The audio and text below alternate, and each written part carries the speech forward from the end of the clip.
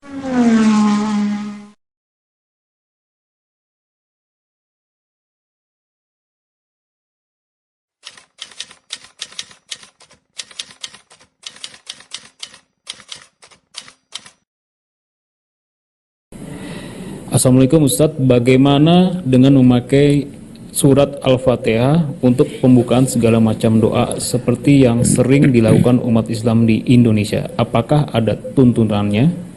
Silakan Ustadz. Ya. Saya belum pernah mendapati satu teks nas baik Al-Quran maupun yang sunnah menganjurkan hal tersebut.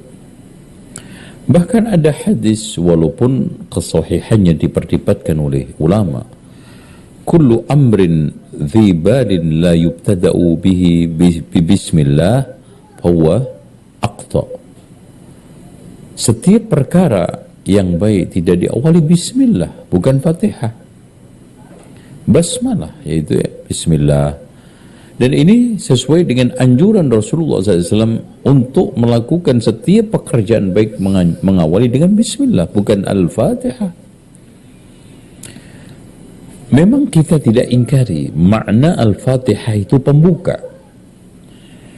Tetapi ketika kita itu berbicara masalah ibadah, menerapkan satu ayat untuk suatu kasuistik ritual tertentu, maka itu dibutuhkan dalil.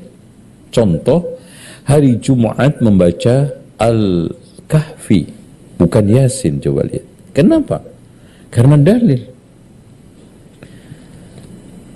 Hari Jumat membaca sholawat. Kenapa tidak la hawla wa la quwata illa billah atau rabbi syrahli atau yang lainnya? Karena dalil.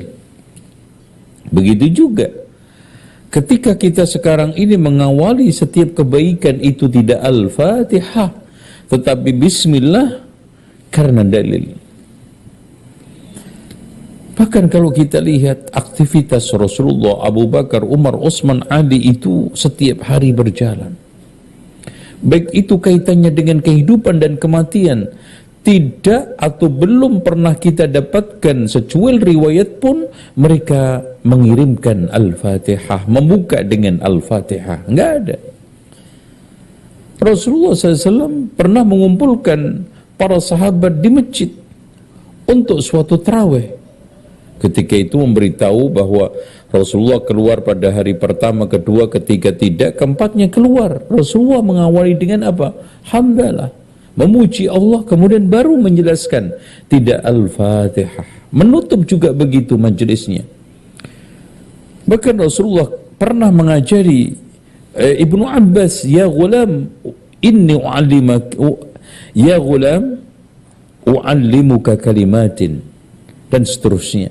Rasulullah juga tidak ada warid mendapatkan suatu nas Rasulullah mengawali mengakhiri dengan Al-Fatihah. Bahkan Rasulullah pernah mengadakan penggalian Khandaq untuk menjelang perang Khandaq.